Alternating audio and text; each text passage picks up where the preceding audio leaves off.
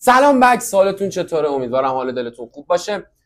امیدوارم که روز خوبی شروع کرده باشید. بچه‌ها این ویدیو گذاشتیم مختص برند ایرانی، قطعات ایرانی در موردش صحبت کنیم در کنار سینا جان عزیز که ببینیم آقا کدوم برند ارزش خرید بیشتری داره.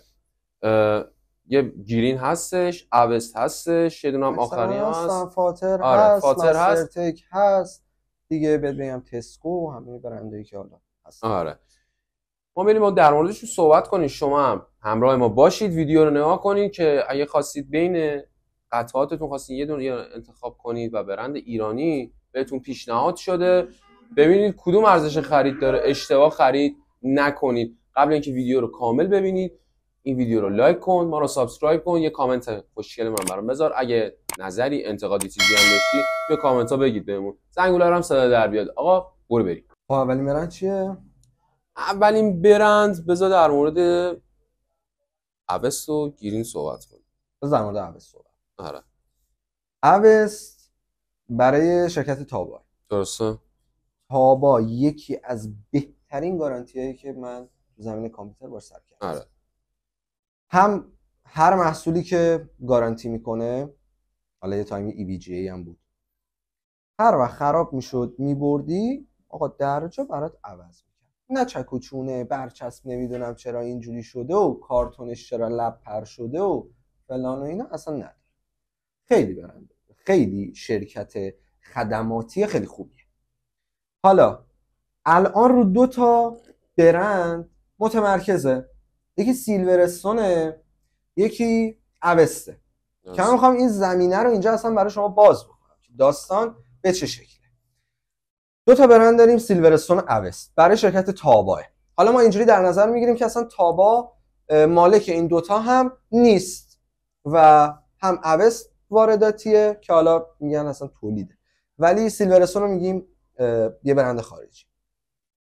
ببین ما یه بحثی داریم این وسط که یعنی مهمترین بحث کیفیته و بحث خدمات پس از فروش که تابا تو این مورد خیلی خوبه. بحث کیفیت، سیلورستونشو من همه جوره هستم میفروشم و معرفی هم میکنم به مشتری. قیمتش خیلی خوبه، خدماتش خیلی خوبه، کیفیتش خیلی خوبه، تنوعش خیلی خوبه. و این نکته جالب، شما رو جعبه سیلورستون رو نگاه بکنی، بذار این آخر بگم. بعد اوست هم داریم اینجا که ما پاورش رو بستیم یک بار همون پاوره، یعنی 4-5 تا ازش فروختیم. 2 تا از اون پاورا با مشکل سلف برگشتن پیش ما. سلف از رو PCB کنده شده بود. حالا کسایی که الکترونیک کار میکنن میدونن معنیش چیه. سلف از رو اون کنده شده بود که من گفتم الان من اینو بفرستم گارانتی. خب گارانتی اینو به عنوان ضربه فیزیکی میخواد حساب بکنه و عملاً چون قطعه از جاش در اومده خیلی نمیتونن شاید گردن نگیرن. سر همون خودم کار مشتری اومدم راه انداختم، خودم دوباره برگردوندم سر جاش، لاینی که کنده شده بود سیم کشی کردیم و خلاصه تحویل دادیم. اوست به نظر من تنها چیزی که ازش ارزش خرید داره شما بخری کیس EQ12 EQ14 شه. آره. این 2 تاشو میتونی بخری. پاورش به درد نمیخوره، کولینگش به درد نمیخوره، واتر کولینگاشون کلا اکثر برندهای ایرانی، یعنی بخوام بهت بگم همه برندهای ایرانی واتر کولرشون به درد نمیخوره. خنک کننده خوبی کلا نه، فقط برای ظاهره. این که اگه تو میخوای واتر کولر بذاری بری بخری. این از این. حالا اوستم ایرانیه. سیلورستون رو جعبه‌اش نگاه بکنید نوشته اسمبل شده در AFZ. این AFZ مخفف چیه؟ ارس فریزون، تو منطقه آزاد ارس. آقا اینم ایرانیه. وقتی که سیلورستونت هم اینجا داره اسمبل میشه، خب همه ما میدونیم که ما تو کشورمون توانایی تولید PCB به صورت تولید انبوه نداریم. وقتی که ما اینو در جریانی میدونیم که اوست هم تقریبا وارداتیه، اسمبل فقط اینجا میشه همه برندا، حالا جز گیرین که فیلم از خط تولیدش داره، و سیلورستون هم به همین شکله. سیلورستون چرا انقدر عالیه اوست این شکلیه؟ جای برای من همیشه جای سوال بوده، نقدم نمی‌کنم حقیقتا. من فقط گفتم از اوست میخواید بخرید فقط که کیس آکواریومی EQ12 EQ14 شو بخرید. یه زمانی یه مدل هم داشت واقعا یادم نیست اوایل چی بود، اون کیسه رو یادته؟ یه کیسی بودش که 4 تا فن روش داشت، فناش هم اصلا FRGB بود، جلوش هم تلق بود، شیشه هم نداشت، اونم تلقی بود، ولی هولوش 2 تومن بود نسبت به رقیباش. یادت باشه چیزه اون خیلی خوب بود، ولی خب بعدم قیمتش رفت بالا، اونم از ارزش خرید.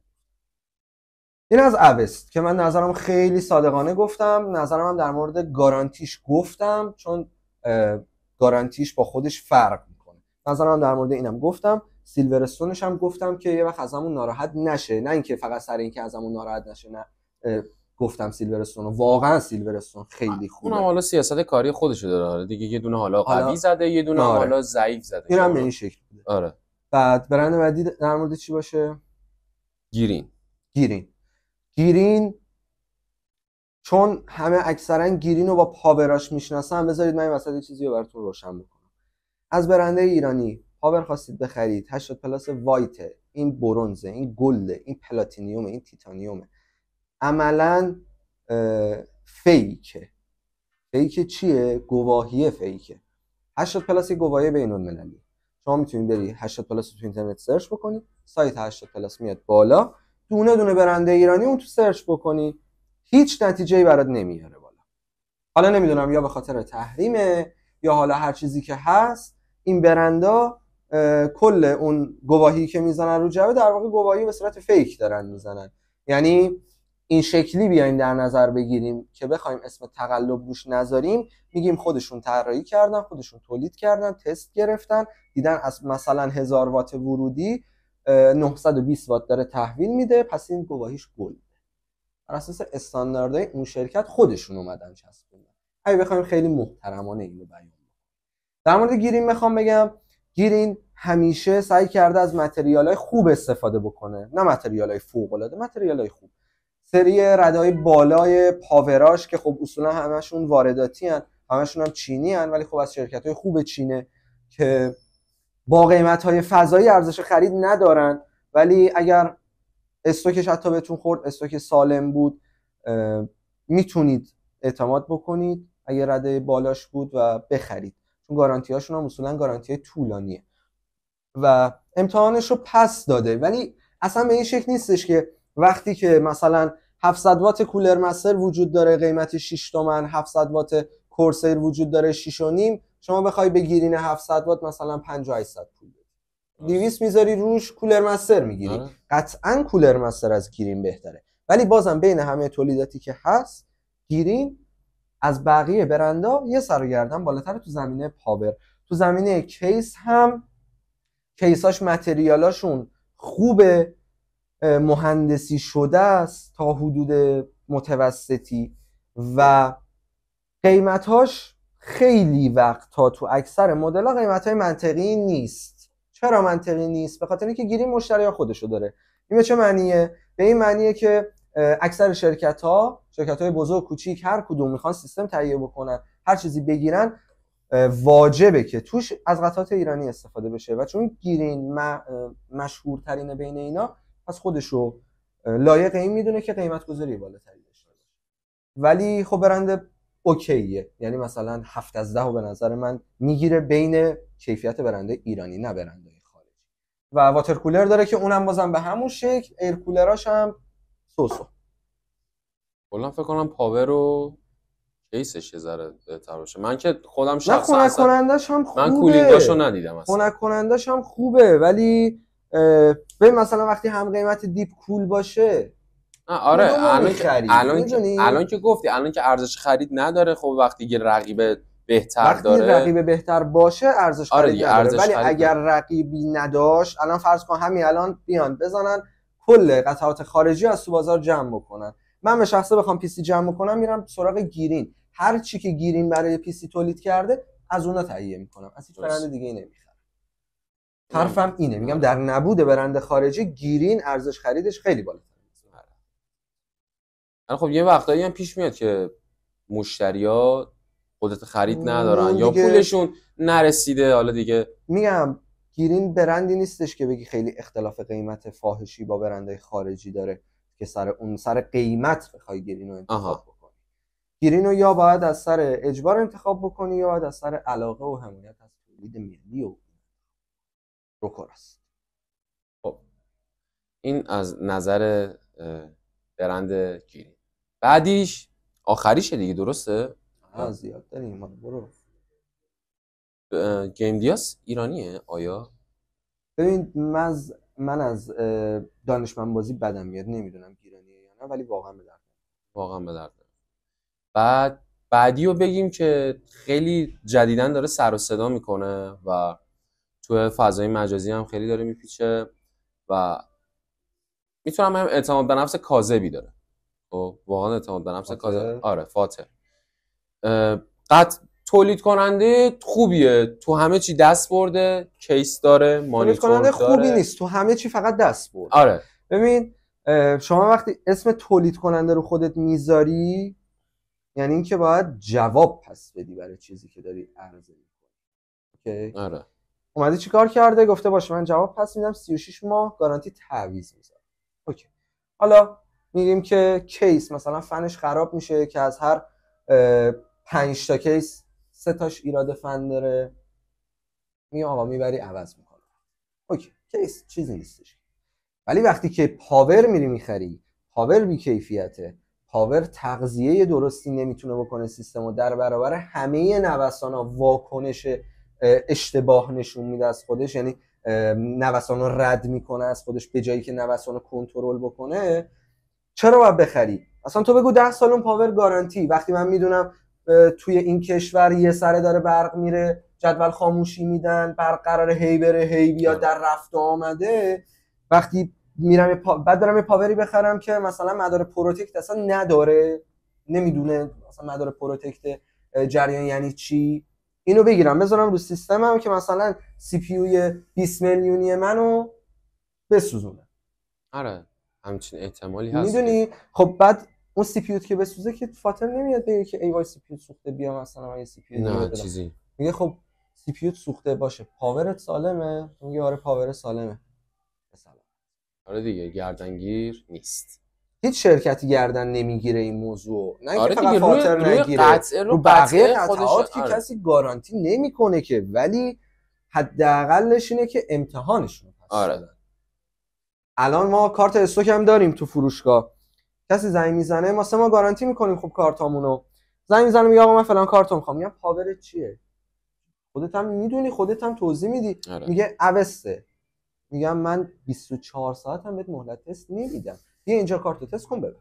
میگه نه پاورم کورسر، میگم داداش ببر، بیشتر از 3 ماه هم اگه حتی شد بهت گارانتی میدم.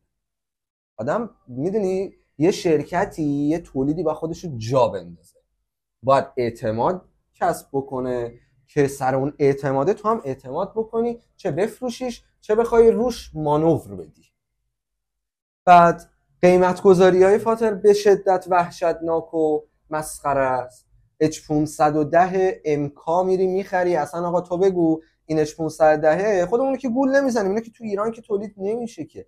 من همین الان تو چین هزاران هزار شرکت و دفتر وجود داره که شما میتونی یه دونه برد براشون بفرستی، عین اون برد رو برات میزنن، میتونی بگی آقا این بخش تغذیه شما میخوام حتی ماسفتا، سلفاش، درایورها همه چی رو تغییر بدین، اصلا آمپراژ بالاتر بذاریم، خب توان بالاتر بگیرم برای طراحی، اون مهندسی معکوس میکنه برای طراحی.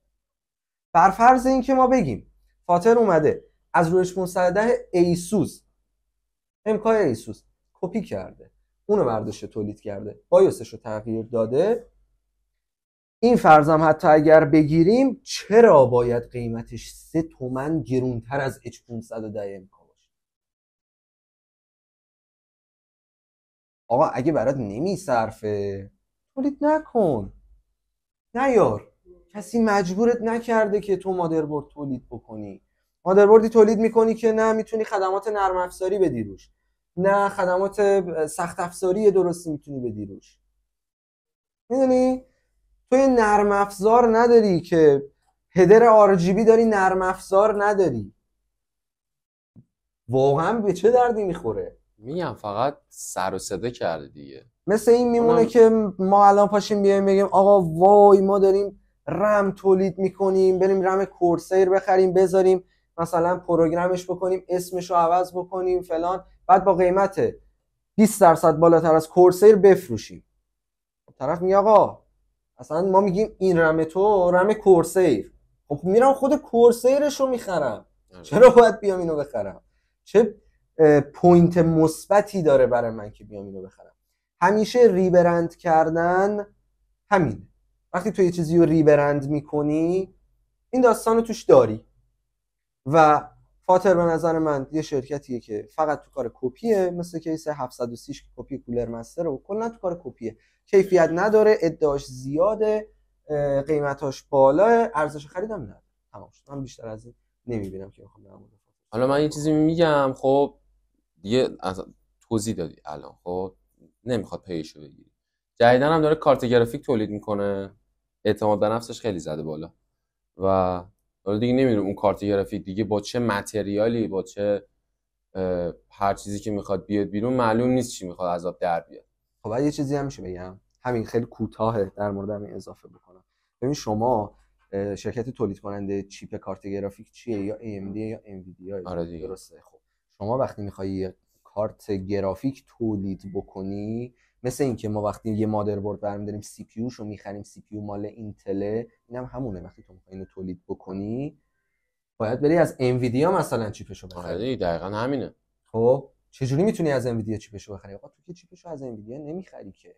بعد من تو پستش دیدم اتفاقا کامنت گذاشته بودن که آقا شما چیپشو از کجا میارید؟ گفته بود تو بازار ریخته. آقا تو بازار نریخته. تو چند تا میتونی چیپ پیدا بکنی توی بازار؟ خب تو بازار نریخته چیپ که تو بخوای بری جمع بکنی بیاری. بعد خیلی ببخشید ما رو خر فرض نکنید، این تو بازار نریخته. این دست تولید کننده چینی میتونه اون چیپو بخره و برای تو تولیدش بکنه، نه اینکه تو بازار ایران ریخته. تو مثلا زنگ میزنی فلان تعمیرکار مثلا من 10 تا چیپ 40 60 میخوام و مثلا اون 10 تا چیپ 40 60 میده و تو میذاری تو شل، میبری تو خط تولید، اونجا میره زیر دستگاه، میشه کارت گرافیک میاد بیرون. آخه یه حرفی باید بزنی که تو کتت آدم بره. ولش کن. من هم یه جمله خیلی کوتاه بگم در مورد این برند. آشغاله. واقعا آشغاله. نخرید. واقعا اینو موافقم. نخرید و همون برید سمت اوستو، یعنی شرکت تابا و گیری. و برند بعدی یادم رفت. مسترتک هست، تیسکو هست. مسترتک ببین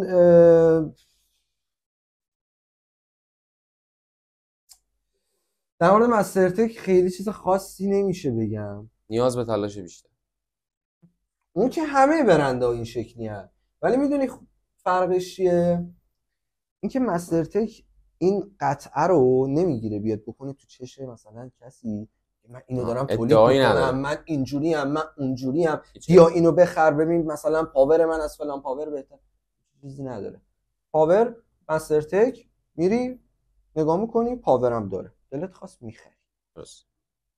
سر اینکه ادعایی نداره، به قول معروف بازارو نمیگیره پاره پوره بکنه، سر اینکه بگه من خوبم شماها بدید، واقعا هم چیز خاصی نمیشه در موردش گفت. به نظر من قیمتاش بازم مثل گیرینه، سیاستش بازم مثل گیرینه. خیلی جا قیمتاش بالاتر از چیزیه که واقعا باید باشه. خب برند آخر تیسکو یا تسکو میگه. اونم شبیه فاتر به نظر من. چرا شبیه فاتر؟ به خاطر اینکه اونم همون جوریه، ولی با این تفاوت که ادعاش آره نمیکنه. هم اصطلاح دیگه‌ای پیدا نمیکنم سر اینکه بخوام بگم. و اونم همون شکلی کیفیتش پایینه و همون خدمات تعویض رو داره، ولی خب چه فایده. ولی حداقل پوینتش اینه که آره پوینتش اینه دیگه. در مورد یه برندی هم صحبت بکنیم چون به نظرم یه ویدیو کامل نمیخواد. آره اونم چیه؟ گیم مکس از نظر من توی کیساش یه برند دیگه هم اومد تو ذهن من، اونم الان بعدش میگیم. گیم مکس توی کیساش یعنی میتونم بگم 50% خوبه، 50% خوب نیست. اتفاقا بیشتر از 50%. بیشتر 50%ش یعنی بده؟ نه، بیشتر از 50%ش خوبه. آها. ببین هم قیمتش خوبه، هم متریالش قابل قبوله، هم مهندسیش اوکیه. خب خیلی کیسای متفاوتی داره، خیلی کیسای زیادی داره، نوآوری داره توش. حالا با اینکه ما اصلا میگیم ایرانی نیست، ولی و خب ایرانی هم نیست، ولی این شکلیه. گارانتیش هم که خب وارد کننده اصلیش شرکت تخت جمشیده، گارانتی خیلی خوبیه خودش، و مدلای کیسی هم که هست اکثرا خوبن به جز 2-3 تا مدل که خب هر برندی داره. خود ایسوس هم واقعا مدلایی داره که بگی ارزش خرید نداره، میدونی، ولی ایسوس از نظر قیمتی و آپشنی ما میگیم ارزش خرید نداره. این یکی رو میگیم آقا مثلا چرا باید بری کیسی بخری که هیچ آپشنی بهت نمیده با یه قیمت بالا.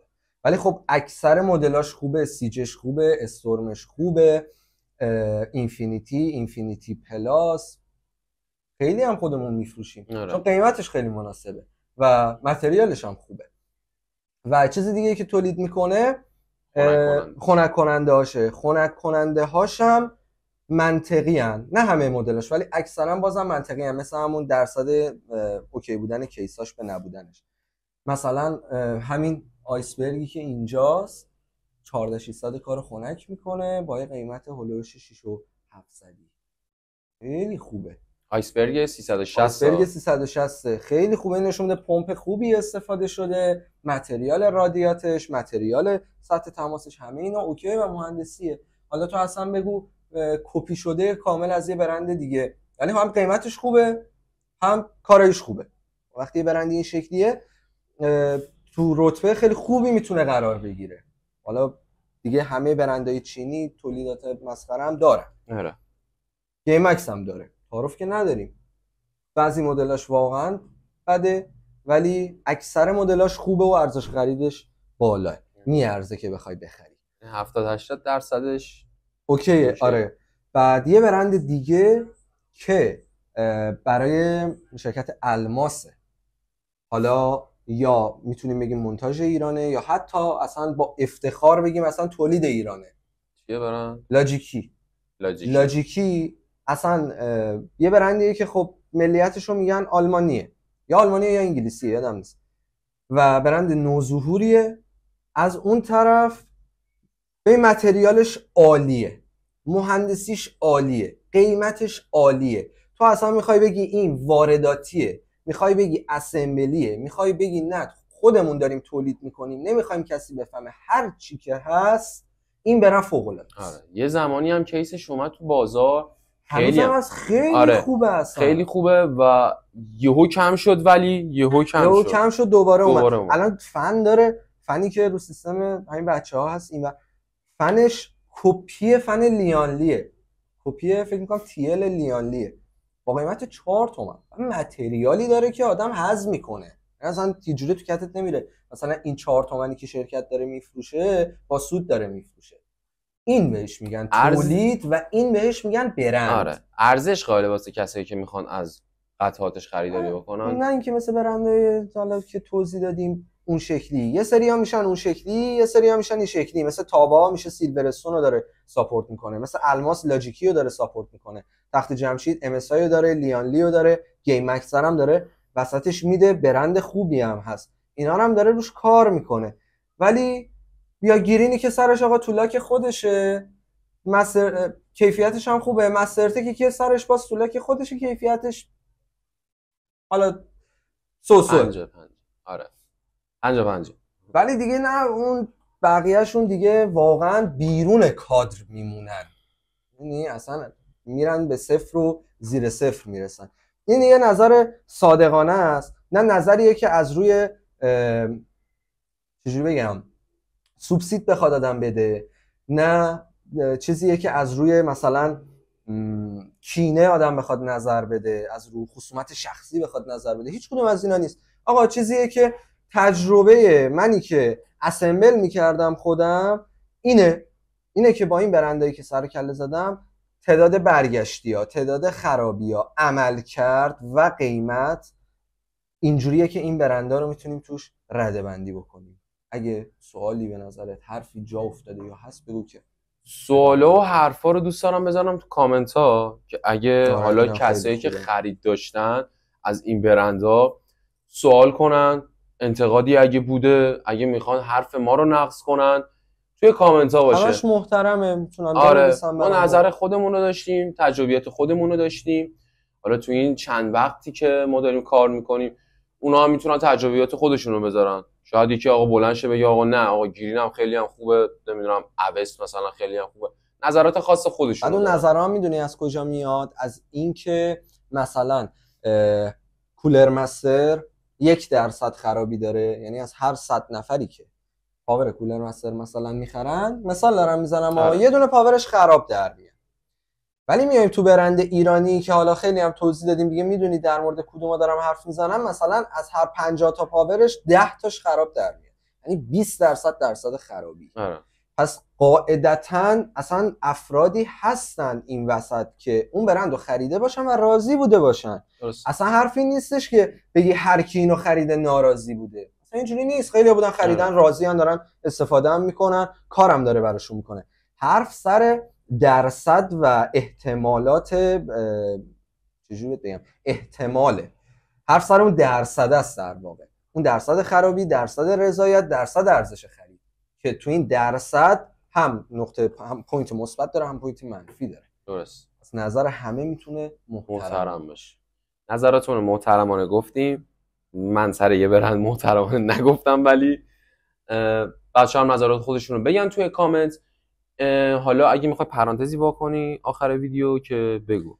آره، هر مجموعه‌ای که میرید، هر پیش فاکتوری که میگیرید، هر چیزی که بهتون معرفی میشه، ببین همین الان شما داری از طریق اینترنت منو نگاه میکنی، ما رو داری نگاه میکنی، وقتتو در اختیار ما گذاشتی.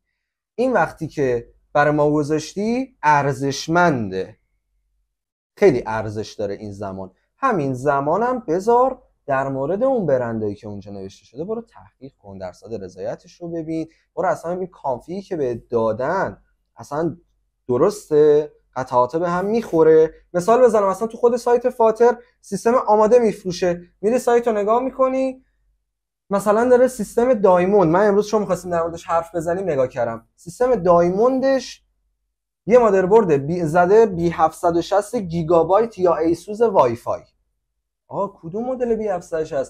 ایسوس بی 760 پرایم داره، تاف داره، راگ داره، گیگابایت سری مثلا بی 760 پاور داره. درست. ام پاور فکر میکنم، ام پاور بود یادم نیست دقیقاً. آره ام پاور که مثلا فاز تغذیه زیاد دیگه. گیمینگ اوسی که میشه کارتاش، گیمینگ ایکس داره دیگه. بهت بگم آوروسشو داره. تو کدوم از این مادربرد داره میذاری؟ ببین این اصلا مشخص نکرده این وسط. خیلی جاها هم هست که شما میری بهت میگه مادربرد برات ایسوس حرفه‌ای میذارم. بابا ایسوس حرفه‌ای چیه؟ از نظر تو چی حرفه‌ایه؟ اون ایسوس مدل نداره، مثلا پارت نامبر نداره برای من بنویسی. اینا رو بخواید از کسی که ازش مشاوره میگیرید و بخواید که بهتون توضیح بده. و همین ادامه حرفام بزنم، رو مادربرد 13700K قرار بوده بیاد که تو سایتش زده. 13700K هر بی 760 رو بخوای حساب بکنی، جز دو سه تا مدلی که اصولا اونا رو استفاده نمیکنن روش، اصلا نمیتونه اون سی پی رو تغذیه بکنه. خنک کننده 240 فاتر بابا کار نمیکنه، اینو خنک نمیکنه. 200 یعنی لیانلی گالاهاتو 240 ترینیتیش ادعا نمیکنه که من 13700 کارو میتونم خنک بکنم، چون سی پی یو داغیه. بعد اینا بعدن 240 گذاشتن رو رم DDR5. حالا چه برندی خدا میدونه.